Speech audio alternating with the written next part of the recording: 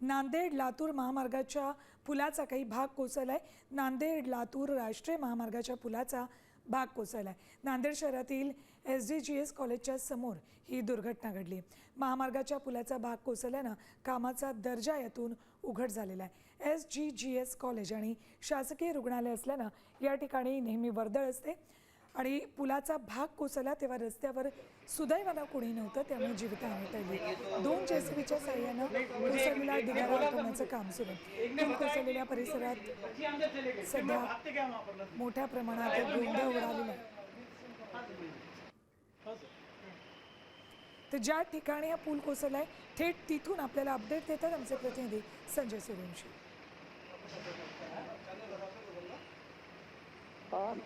निश्चितच राष्ट्रीय लातूर ते नांदेड हा राष्ट्रीय महामार्ग आहे। नांदेड शहराच्या SDGS कॉलेज समोरचा हा परिसर आहे आणि या पुलाचा भाग सकाळी 11च्या सुमारास कोसळला आणि या पुलाचा दर्जा या कामाच्या याच्यावरून उघड होतोय।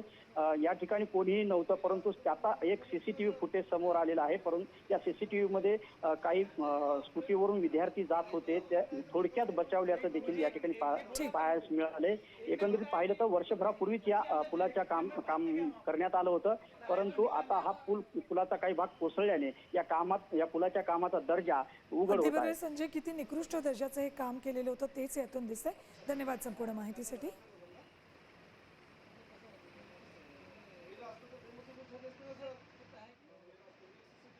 लातूर महामार्गावरील पुलाचा एक भाग कोसळलेला आहे। आपण नांदेड शहरातील SDGS कॉलेजच्या समोर आहोत आणि पाहू शकतो की या पुलाचा जो एक भाग जो आहे ते सकाळी कोसळलेला आहे आणि संपूर्ण वाहतूक या ठिकाणी खालच्या बाजूची वाहतूक संपूर्ण बंद करण्यात आलेली आहे। एका वर्षापूर्वी या पुलाचं काम करण्यात आलं होतं, परंतु हा पूल कोसळल्यानंतर या पुलाचा कामाचा दर्जा जे आहे ते अशा पद्धतीने उघड झालेला आहे। आता या ठिकाणी जे मलबा पडलेला आहे ते हटवण्याचं काम सुरू आहे। 2 JCBच्या साहाय्याने या ठिकाणी मलबा हटवण्याचं काम या ठिकाणी सुरू आहे। एका वर्षभरापूर्वीच या ठिकाणी या पुलाचं काम पूर्ण झालं होतं आणि या परिसरामध्ये SDGS कॉलेज आणि शासकीय रुग्णालय आहे आणि नेहमी या ठिकाणी मोठी वर्दळ असते। विद्यार्थी मोठ्या संख्येने या ठिकाणी असतात। सुदैवानं कुठलीही जीवितहानी या ठिकाणी झाली नाही, परंतु या पूल कोसळल्याने या पुलाच्या कामाचा दर्जा जे आहे ते उघड होत आहे आणि आपल्यासोबत जे पूल कोसळला, जे भाग कोसळला त्या प्रत्यक्षदर्शी आपल्यासोबत आहेत। काय सांगाल, कशा पद्धतीने हा कोसळला, केव्हा कोसळला? हा पूल सकाळी 11 साडे 11 दरम्यान हा कोसळलेला आहे। हा पूल गेल्या 2-3 महिन्यापासून हिचं काम चालूच होतं, कारण एक मध्ये एक पोल होता, खूप लाईटचा पोल, तो पोल काढण्यात आला। हा म्हणजे खूप आधी कोसळला पाहिजे होता, पण ऍक्च्युअली मध्ये आज कोसळला समजा, असं आहे। आणि हे जेव्हा बांधकाम चालू होतं त्या टायमाला ते पूर्ण अर्धे झालं होतं, ते अर्धे पूर्ण तोडून अजून एकदा याला पूर्ण म्हणजे बनवण्यात आलेलं आहे।